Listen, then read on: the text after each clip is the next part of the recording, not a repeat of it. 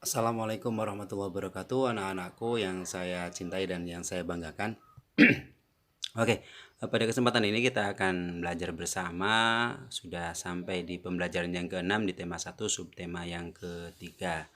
Ya, seperti biasa, mari kita awali pembelajaran kita pada kesempatan ini dengan berdoa kepada Tuhan Yang Maha Esa, kepada Allah Subhanahu wa Ta'ala, dengan membaca Bismillah bersama-sama. Bismillahirrahmanirrahim. Silahkan kalian di rumah masing-masing membaca Bismillahirrahmanirrahim, ya, agar apa yang kita kerjakan, setiap hal yang kita kerjakan, khususnya hal-hal yang seumuran kita, belajar, membantu orang tua, itu semuanya bisa menjadi barokah dan dihitung sebagai pahala oleh Allah Subhanahu wa Ta'ala. Ya, jadi sebelum kita lanjutkan, silahkan bagi yang belum membantu kedua orang tua kalian membantu kegiatan di rumah, silahkan membantu dulu ya, baik itu menyapu, mencuci piring, dan hal-hal lain yang bisa kalian kerjakan. Khususnya kalau yang sudah punya kamar, silahkan kamarnya dirapihkan seperti itu ya. Jadi silahkan di skip dulu, dihentikan dulu videonya, baru kalian membantu kedua orang tua. Kalau sudah kira-kira sudah bisa belajar, silahkan lanjutkan videonya ya. Oke, pada kesempatan sebelumnya kita sudah mengenal beberapa hal terkait dengan perubahan atau daur hidup hewan ya. Daur hidup hewan atau siklus kehidupan hewan, yaitu perubahan bentuk dari awal sampai akhir hayatnya ya, yang terkait dengan perkembangbiakannya. Nah, kemarin kita juga sudah tahu bahwa daur hidup itu ada yang tidak mengalami metamorfosis dan ada yang bermetamorfosis. Yang tidak mengalami metamorfosis itu contohnya ayam itu ya. Kemudian yang mengalami metamorfosis seperti kupu-kupu. Kemudian kita juga kemarin sudah melihat itu ya, kata itu ya, atau kodok seperti itu.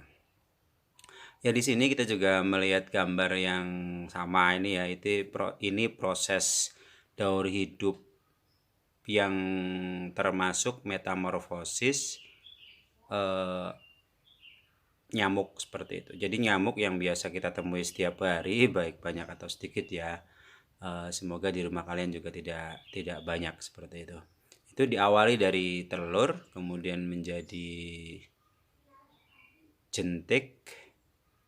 Jentiknya itu kemudian menjadi pupa, kemudian menjadi nyamuk dewasa, nyamuk dewasanya kemudian bertelur. Tapi terhenti di nyamuk dewasa ya, karena kalau sudah telur lagi itu berarti sudah ke hewan yang berbeda, itu anaknya ya. Jadi kalau kita mengacu pada satu kesatuan hewan, bukan ayah atau bukan induk atau bukan keturunannya, itu berarti kalau nyamuk berarti mulai dari telur, jentik, pupa, nyamuk dewasa, kemudian mati seperti itu ya.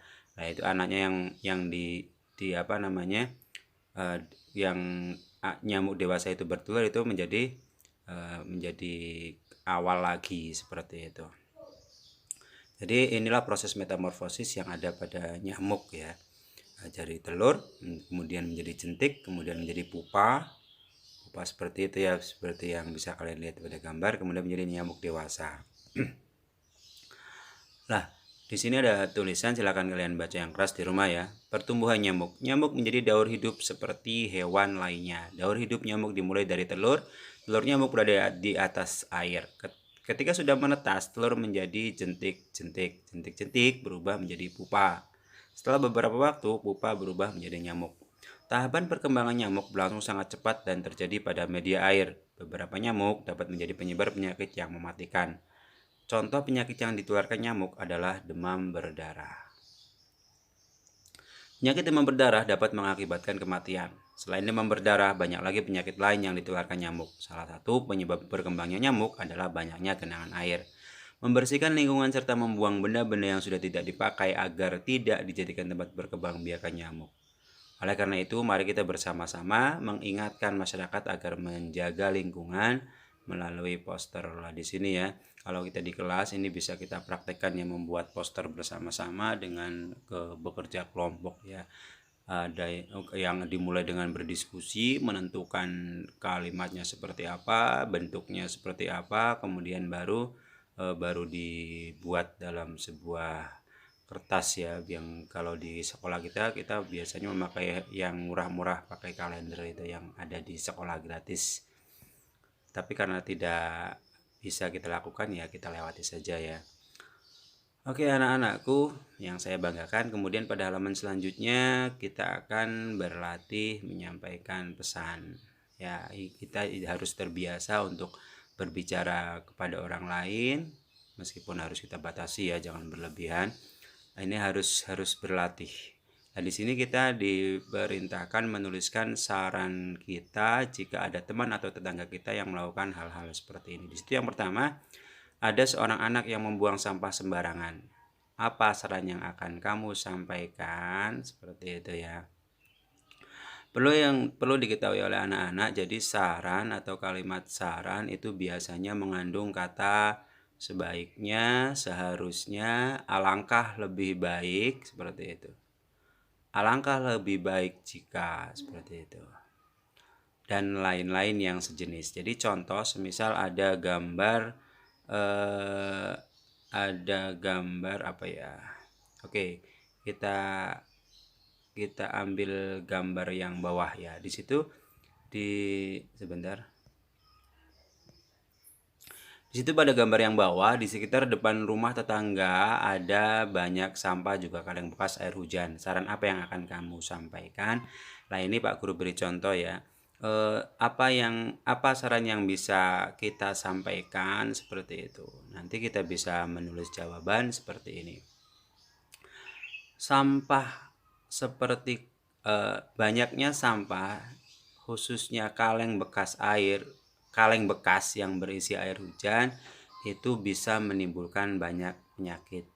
Sebaiknya sampah dibersihkan, kaleng-kaleng juga dibuang atau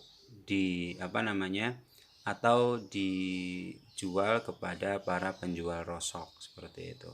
Atau kalau yang lebih mudah seperti ini anak-anak ya. Rumah yang banyak sampah dan kaleng bekas berisi air hujan bisa menimbulkan penyakit. Sebaiknya rumah dibersihkan dari sampah dan hal-hal yang bisa membuat genangan air.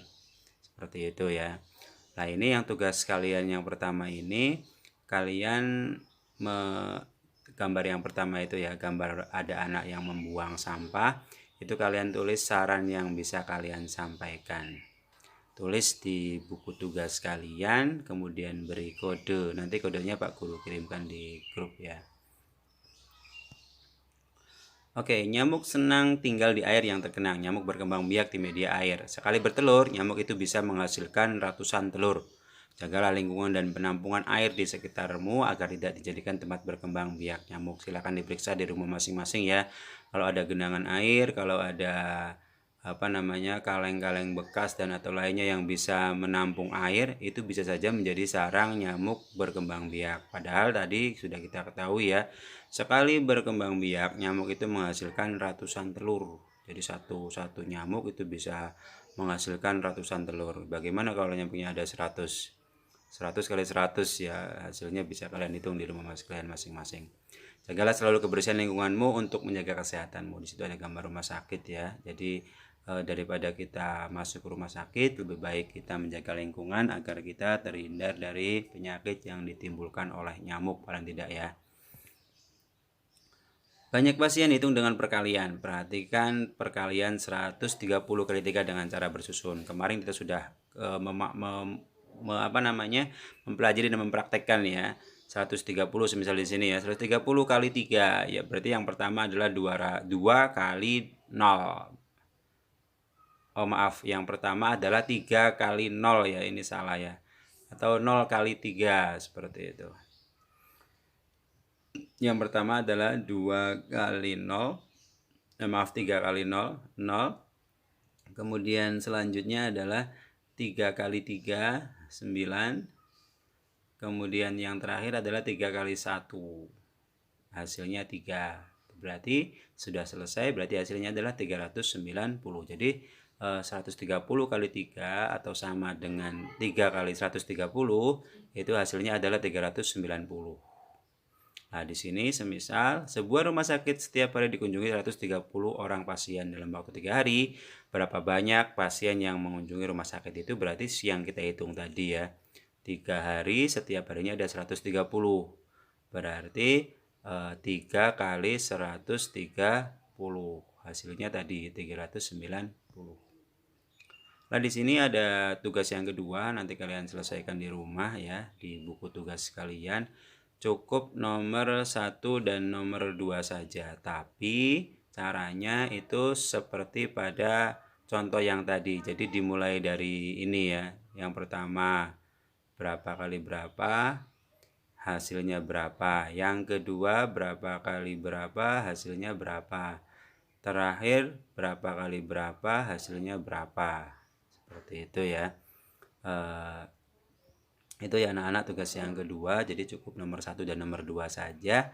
Kalian tulis di buku tugas kalian, kerjakan di buku tugas, nanti Pak Guru kirim kodenya di grup ya. Oke, selamat belajar. Jangan lupa ketika kalian belajar di rumah, kalau orang tua kalian bisa mendampingi, minta untuk didampingi. Tapi jika orang tua kalian ada banyak kesibukan yang lebih penting, yang terkait dengan kebutuhan hidup sehari-hari, silahkan kalian dengan kakak, atau kalau nggak ada ya belajar sendiri. Atau kalau ada, belajar kelompok dengan teman kalian yang dekat ya. Bisa kalian ajak bekerja sama, bekerja kelompok, sehingga bisa saling membetulkan, bisa saling memberi saran, bisa saling bertukar pikiran seperti itu. Oke anak-anak, sekali lagi tetap jaga prokes, tetap jaga protokol kesehatan, memakai masker, menjaga jarak agar kita tidak terdampak oleh adanya pandemi ini. Sekali lagi semoga pandemi ini cepat berlalu sehingga kita bisa bertatap muka di pembelajaran di sekolah ya. Sekian, semoga bermanfaat. Wassalamualaikum warahmatullahi wabarakatuh.